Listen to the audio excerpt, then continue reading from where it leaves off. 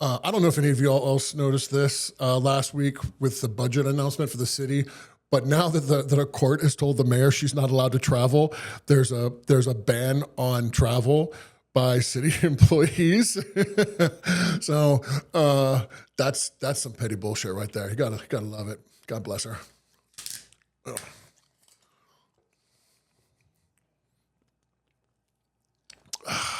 Let's get into it.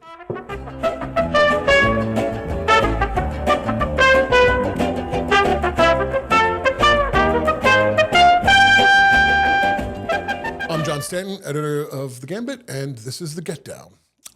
This week, as of press time at least, while we were recording this, the National Guard had not yet showed up in New Orleans. However, it seems like it's just a matter of time before they do, thanks to the clownfish himself, everybody's least favorite governor and bad version of the howdy doody kid, Jeff Landry, who sent a letter to President, or I guess the Department, Secretary of Defense, Pete Spermseth, or whatever his name is, asking him to send the National Guard into New Orleans, Shreveport, and Baton Rouge. The one thing that those three cities have in common, other than being Louisiana, is, of course, they have very large black populations and have been the target of Jeff Landry and other racists for many, many years. Most recently, where they tried to basically make it so that young black kids who get involved are in trouble with the law, have their criminal records are more exposed, stuff like that. So really great stuff going on there. But I just want to talk a little bit about sort of what's going to happen with this and why it's important. Because in a lot of ways, what the governor and what Trump are doing in Louisiana is really a test case for the rest of the country. In California and in Chicago and Illinois, they've had a lot of troubles being able to deploy the National Guard there because the governors didn't ask for them. And under federal law, the president can't just unilaterally send in the National Guard. Although he, of course, does whatever he wants anyway because he's a lunatic and Congress doesn't care and the Supreme Court are a bunch of crooked Bamas, but that's besides the point. They are looking for a sort of quasi-legal way to do this, and they are using the Posse Comitatus Act to do that by having the governor ask for the troops to come. They can do it, which is sort of an end run around that, which is what Governor Pritzker, of course, in Illinois, basically threatened them with if they tried to do it in Chicago. And so they're going to try to do this here. If it goes to court and if it stands, we can be pretty rest assured that we're going to see this in every state with a Republican governor, particularly in the lead up to next year's congressional elections. So this is a huge, huge deal. There are some things that you should know, though, as a resident of the city. First of all, the National Guard can't arrest you. They can detain you and hold you until NOPD or the state police come, but they cannot arrest you. They cannot just come barging into your house or your place of business. You don't have to cooperate with them fully. Obviously they have guns, so, I ain't saying going around and getting in their face. If you're protesting peacefully, they can't do anything to you. And if they do, you should call the NOPD. At a recent hearing in the city council, I know the NOPD went on record as promising to protect the citizens of New Orleans from the National Guard. So if you are harassed by the National Guard or you see someone being harassed, you should call NOPD immediately. You should try to get their names. If you can get them off of their uniforms, you should take pictures of them, videotape them, whatever you need, so you have evidence of harassment and file reports with the police. Because in theory, at least, NOPD should be going and arresting those people for harassing you. Also, if you're a street musician or a busker, or so other kind of busker in the French Quarter, they can't harass you. They can't tell you to move. They can't go in through your possessions. None of that. So you don't have to put up with it. Call NOPD if they start messing with you, because NOPD will, in theory, again at least, come and help you. So I think we should force NOPD to keep its word by reporting every instance of harassment and illegal activity by the National Guard to them. We know they're going to because they've been doing it everywhere they've gone, whether it's Chicago, whether it's DC, or not Chicago, I guess, I'm sorry, LA, but DC. We've had over and over again instances where the National Guard and other federal law enforcement that get sent in with them have been basically violating local laws and violating the civil rights of residents. So we don't have to stand for it when they get here. And so just be careful and be watchful. This week I want to talk a little bit about the budget and talk about the budget for Dummies because last week Mayor Cantrell announced the 2026 budget. Now, while she is going to be leaving office in January, the budget for next year will already been passed by the council and signed by the mayor. So I thought it might be good to talk about this a little bit. Basically, the way the budget works is this. Every year, the mayor comes to the city council with a proposed budget for the following year. That budget is, in theory, written in coordination with the city council and the various departments of the city government. Over the last few years, that has not worked that way, although to be fair to Mayor Cantrell, that's often not been the case with a lot of mayors who like to have a lot of control over the budget. But they send it to the mayor, or they send it to the city council, and then the city council will hold hearings on it, will then have meetings with the city government agencies. They'll have their own priorities, they'll have negotiations, they will offer various amendments to it, they will vote on those amendments, and then they will send it to the mayor, who can then either veto it or sign it. That's how this all should work. Whether or not it's going to end up working that way remains to be seen. When she announced this year's budget, or this coming year budget, the mayor attacked the city council and basically blamed them for everything that's wrong with the current budget situation. And there is a problem. We are facing a significant deficit, although the numbers vary and the reasons for that are many. Part of it is that we're losing a lot of federal funding. Part of it is that they overestimated the amount of revenue from taxes and fines and fees that they would bring in. And part of it, it looks like, is because they just fudged some numbers, they weren't keeping track of things, and they weren't doing really important things like budgeting for overtime for NOPD. Last year, as we all know, of course, in addition to something like Mardi Gras, which they, it sounds like, did not actually budget for, there was also the Super Bowl, and of course the winter storm, and the terrorist attack. I guess technically it's this year's budget that applies to. None of those things obviously would were budgeted for overtime. Now, while two of those things, the terrorist attack and the storm, you could not realistically budget for in advance, the Super Bowl, they definitely could have done that, and the same with Mardi Gras. And so they have this huge hole for the NOPD, for fire and EMS, and that's taking up an enormous part of our budget shortfall. So that's really squarely on the administration. That's always been on the administration. The other problem with the mayor's attacks on the council is that she writes the budget. She was involved in negotiations on the budget, or at least her people were involved in the negotiations on the budget. Everybody agreed to it. They kept the number within the same number that they had basically proposed, more or less, while adding some new priorities and shifting money around. And she signed the law that made the budget real. And then in February, she claimed that there was a budget surplus because she didn't want to pay $20 million to the school system. But when her people were asked for proof of this budget shortfall, they went to the city council and said, don't worry about it, everything is fine. We don't really have anything to show that. So they seem to have been working on vibes in January and February, which is not a great way to run a railroad, let alone a metropolitan area. But that said, we are definitely going to see some cuts. What the mayor is proposing is very significant. And be sure to check back at bestofneworleans.com this week for more stories on this, because we will be writing some additional stories on where all the cuts are coming from.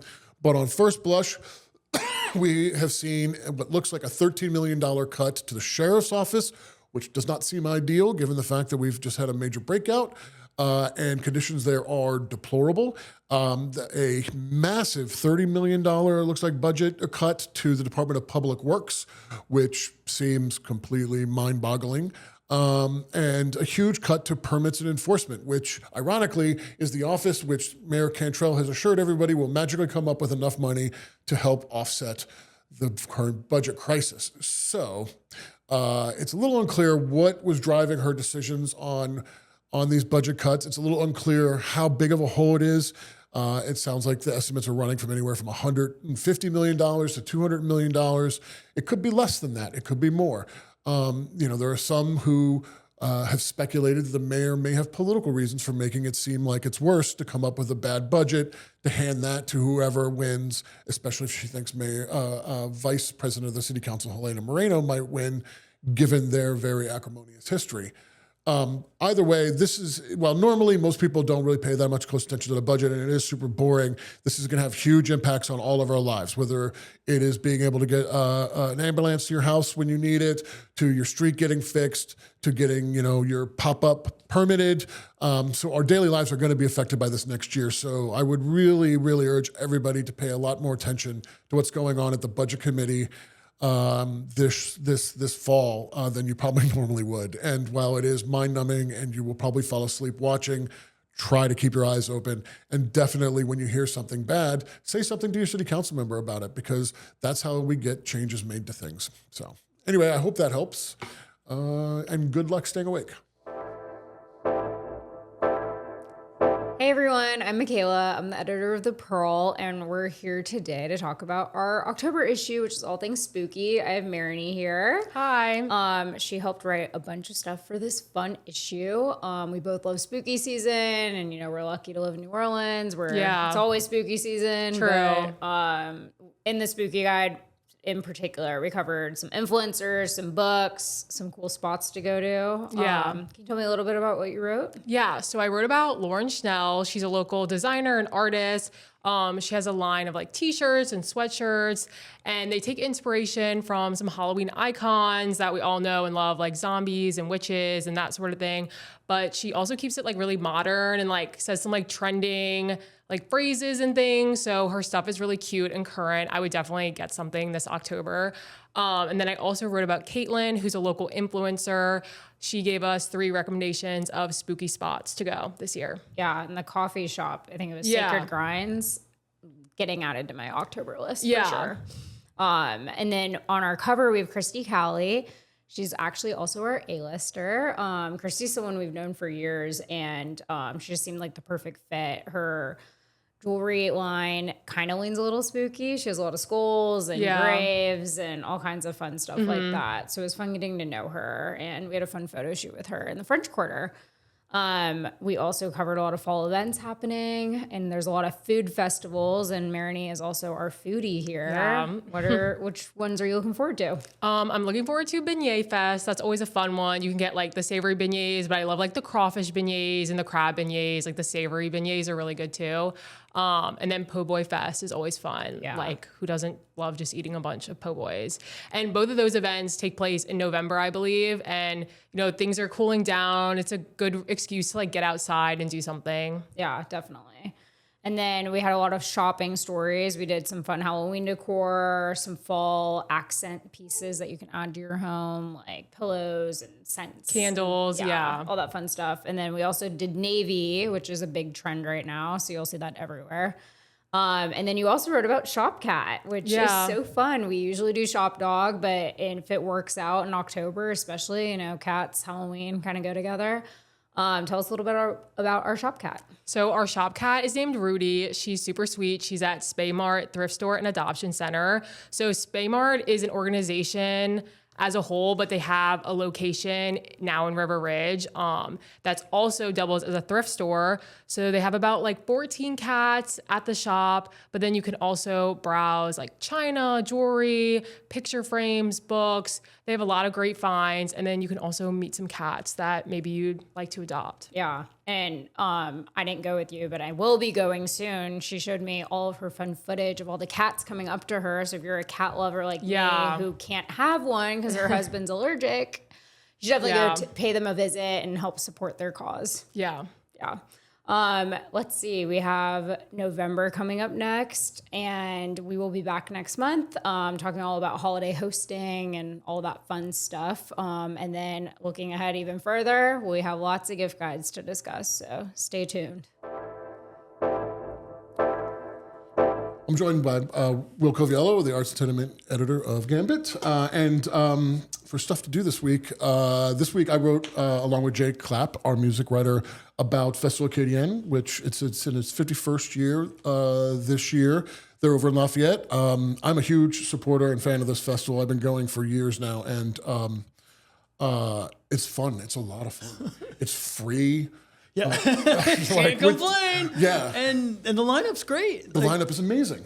Are you going this year? Or are you catching? I think we're gonna go. Yeah. So it's Emma's birthday this year. So we're still trying to figure that out. But I think we're gonna at least for one day. Right.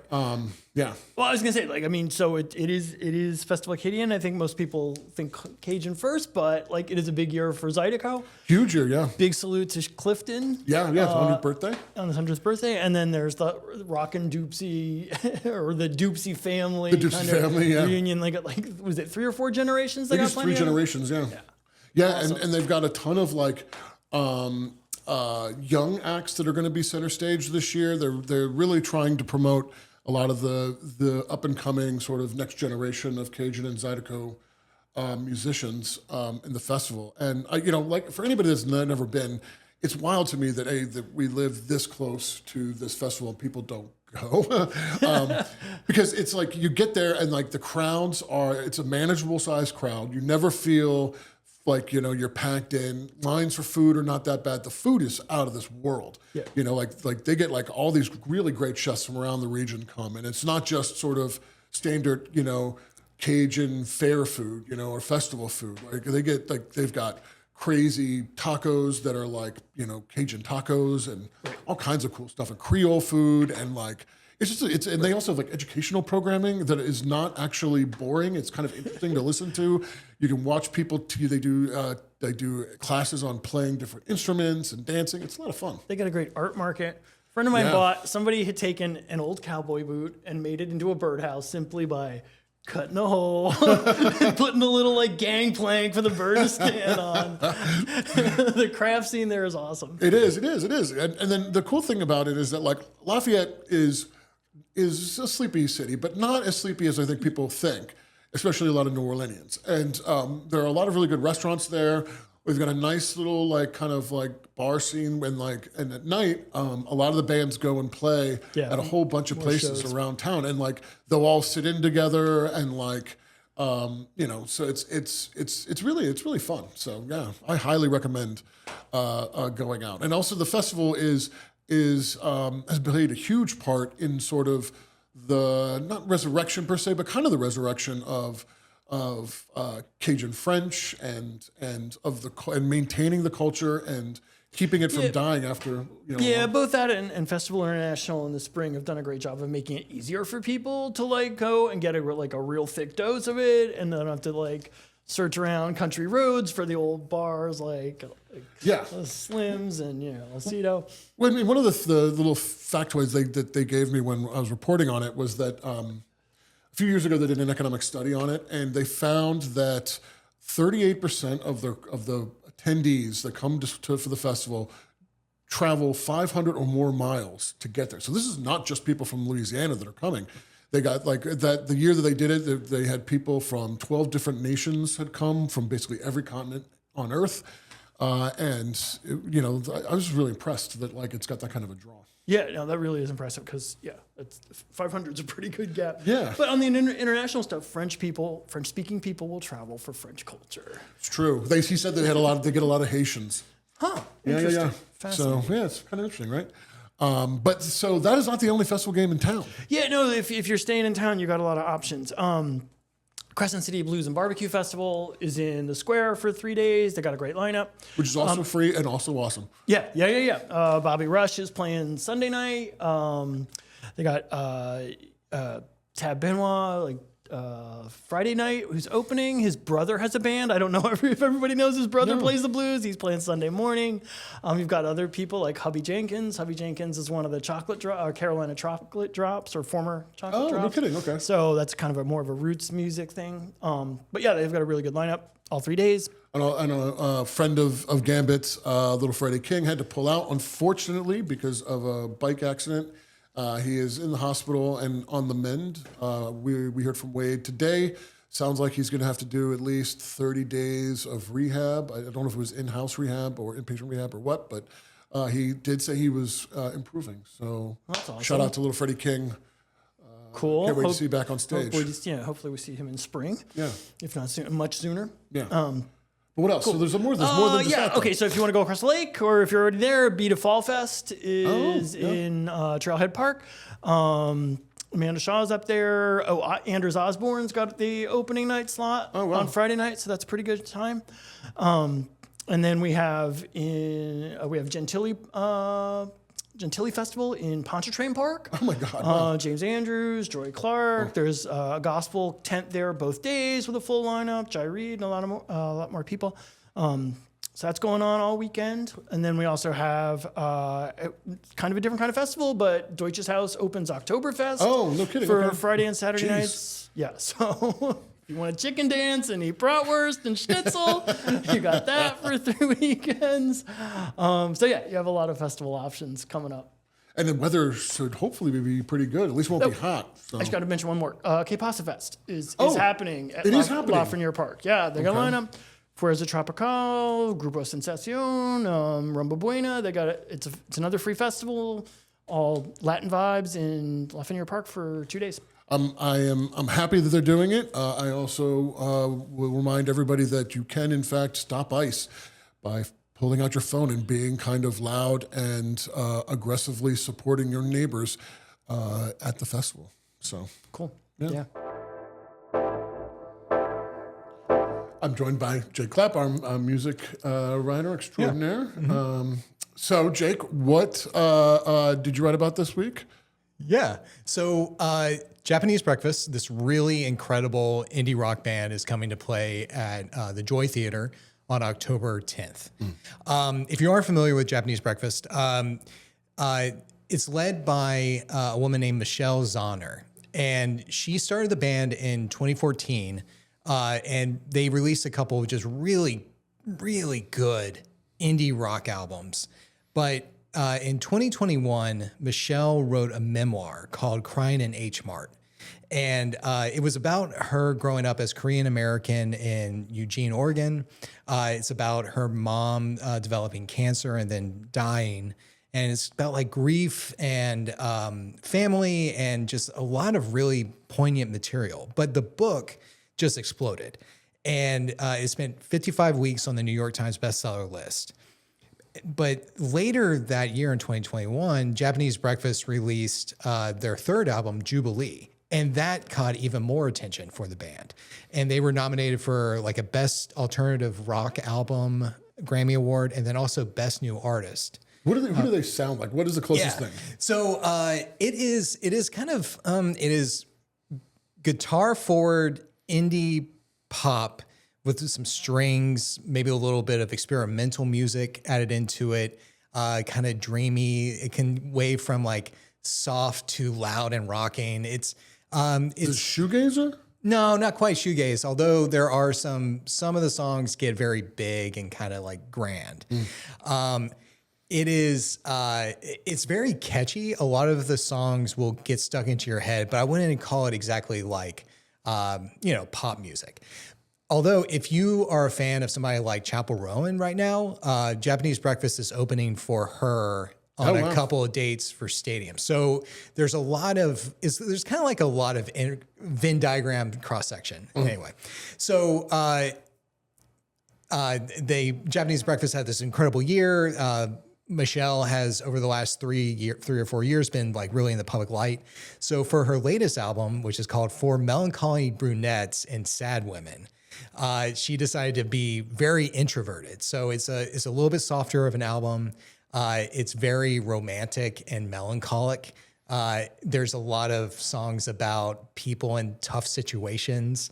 And there's a murder ballad that she sings with Jeff Bridges, the actor. Iconic yeah. actor. Yes. So it's a really good album. I mean, I just love Japanese Breakfast. Is it a sad record?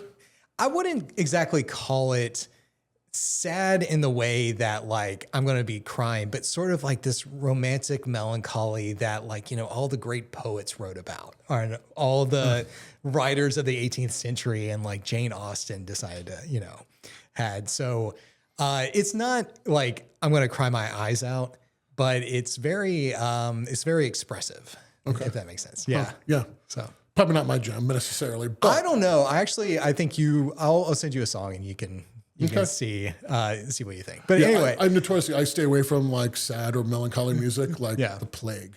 Especially if I'm sad or melancholy. I'm like, I weirdly like, if I'm like feeling like in my feels, like I played James Brown. Yeah. Well, I might send you something from their album Jubilee, though, because Jubilee was all about joy and exuberance and boisterous, and it's a lot more pop oriented. So it's, like I said, they're playing the Joy on October 10th. Check them out. So, yeah. Thanks, man. Sure. And finally, and another thing. This week, I want to talk to all of the influencers on the interwebs of wonder in New Orleans who have this year suddenly found politics. And it's been fascinating to watch what's been going on this election season. And the influence of influencers, I don't think, can be denied at this point, although we really see once the final votes come out, we'll see how big of a deal it was. But the campaign's certainly been all in on online, and they've got armies of influencers going at each other like, frankly, petulant children. And that's my first point. Y'all need to grow up a little bit and grow some thicker skin.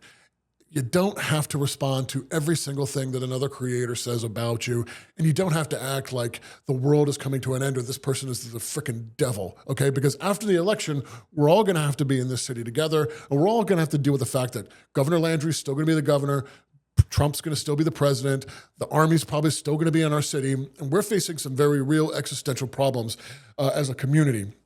And we don't need people with big voices and big platforms fighting with each other constantly like children. It's kind of crazy.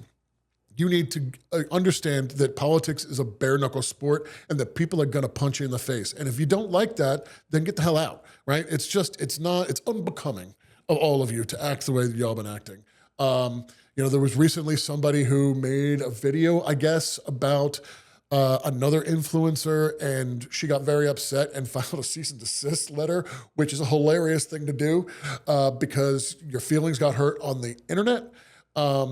Look, I'm old and I am internet savvy enough to know that that's not a good look. Don't do that. It's bad form. It's silly. It doesn't work. All you're doing is making the other person mad. And again, you're undermining your own messages by constantly attacking each other and constantly turning this all into a personality game.